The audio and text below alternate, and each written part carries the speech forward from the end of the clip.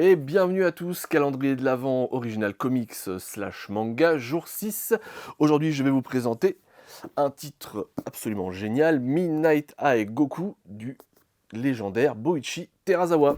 Et tout d'abord, un petit mot sur Boichi Terasawa pour recontextualiser un petit peu Midnight Eye Goku dans sa carrière.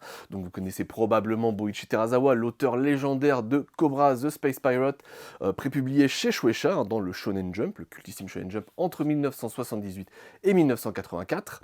Donc suite à ce succès phénoménal, et puis ensuite qui deviendra planétaire, tout simplement, Boichi Terasawa a une carrière très intéressante, notamment sur un aspect précis qui est le numérique. C'est en fait tout simplement un des pionniers du numérique, que ce soit dans la bande dessinée japonaise ou dans la bande dessinée mondiale.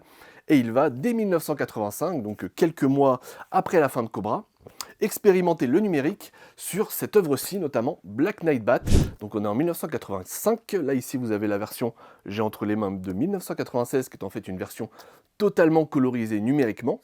Mais en 1985, il va s'essayer en fait à quelques pages couleurs, donc avec à l'époque évidemment un nombre de couleurs beaucoup plus limité que maintenant. Et il va s'essayer sur certaines pages à coloriser son manga entièrement numériquement, informatiquement, et c'était une révolution pour l'époque. C'est vraiment un aspect sur lequel Terasawa était totalement visionnaire. Et il va, dès 1992, avec Takeru, réaliser pour la première fois au Japon en tout cas, une œuvre totalement en numérique. Donc ce qui était évidemment totalement révolutionnaire, Takeru, voilà, dans la veine de Cobra, une espèce de space opéra complètement fou, bourré d'action, très pulp. Et voilà, ça c'est vraiment un aspect très intéressant de l'œuvre de Terasawa. Et donc pour Midnight Eye Goku, pour recontextualiser, et bien là ici on est en 1987, fin des années 80, donc on est un peu après Black Knight Bat et ses premiers essais du numérique. Et Midnight Eye Goku va, je trouve, avoir cet aspect-là, ça va réunir le meilleur des deux mondes. Le meilleur de l'utilisation du dessin traditionnel et le meilleur de l'utilisation numérique, effectivement. Et Boichi Terasawa va pouvoir, avec cette œuvre-là, expérimenter des choses absolument folles.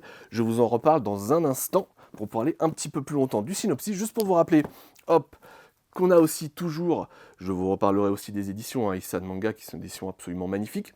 Et chez Issei Manga, vous avez, hop, Aux frontières de l'imagination, donc c'est en 2 volumes, et en fait, voilà, ça vous permet vraiment de vous plonger dans l'univers de Boichi Terasawa, avec des dessins, des illustrations, des choses absolument sublimes, et retracer son parcours de ses débuts, effectivement, jusqu'à, j'ai envie de dire, son délire lié au numérique et à la couleur et tout ça. Donc ça, ouvrage hautement conseillé aussi chez Issei Manga.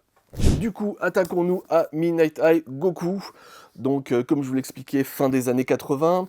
Alors, tout simplement, on reste dans un récit de science-fiction. On est cette fois plus sur du cyberpunk que sur du space opéra, comme pouvait l'être Cobra. Et on va tout simplement suivre les aventures d'un détective du nom de Goku, qui, suite à un accident, va subir des modifications corporelles, et en fait, il va bénéficier de certains membres, on va dire, cybernétiques, qui vont lui permettre tout simplement de mener à bien ses enquêtes.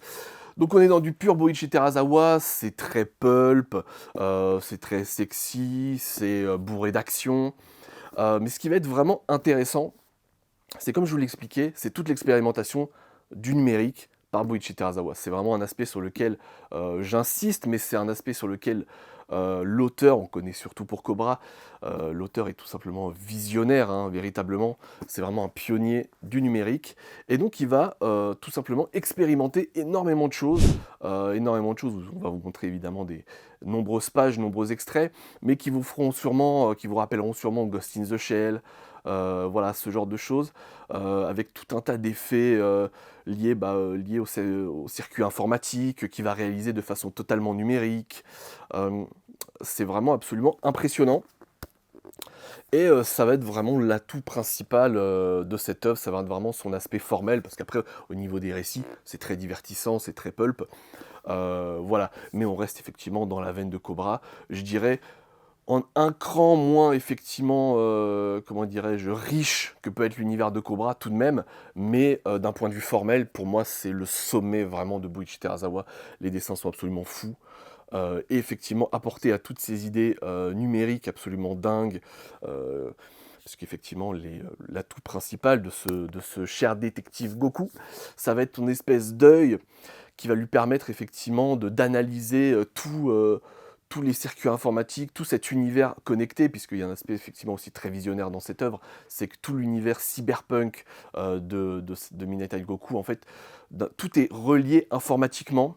Et donc justement, son espèce d'œil de Dieu, comme il l'appelle dans le manga, va lui permettre effectivement de recevoir toutes les données de cet univers-là, de pouvoir tout calculer, de pouvoir là ce qui va. Et évidemment, c'est un peu le cheat code hein, dans ses enquêtes, hein, clairement.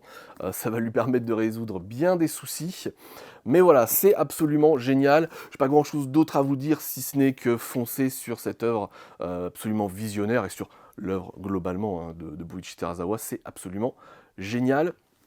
Dernier mot pour finir, juste effectivement je vous ai parlé déjà d'autres œuvres de qualité, hop là, comme celui-ci, ce magnifique ouvrage sur Buichi Terasawa, c'est Isan Manga qui édite ça dans leur collection Fuji Manga. Alors, je vous profite aussi des fêtes de fin d'année pour les présenter parce que c'est des ouvrages qui sont un peu chers, il est vrai. Ça, sur un tome par exemple de Minatai Goku, on est sur une trentaine d'euros, mais c'est probablement, en termes d'édition, ce que vous pourrez trouver de mieux, que ce soit en qualité de papier, c'est-à-dire que c'est un papier qui n'utilise pas de la pulpe de bois, de ce que je sais. Donc du coup, c'est du papier qui va jamais jaunir, il y a une qualité d'épaisseur voilà, qui est quand même assez folle. Hop, hop, on va faire ça à l'ancienne hein, pour vous rappeler le bon vieux temps, hein, on va remontrer des planches. Voilà, une couverture évidemment en dur, voilà, c'est en termes de poids, c'est étonnamment léger, donc c'est vraiment des superbes éditions, du coup profitez vraiment de la fin d'année pour vous faire plaisir, et surtout pour lire des mangas absolument géniaux.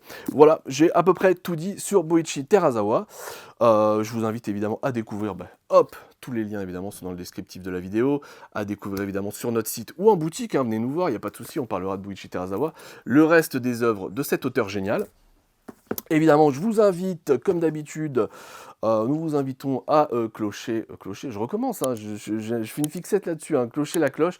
Non, cliquez sur la petite cloche pour savoir le reste des vidéos qui arrivent, évidemment, le calendrier de l'Avent, les nouveautés qui arrivent, tout ça, vous connaissez.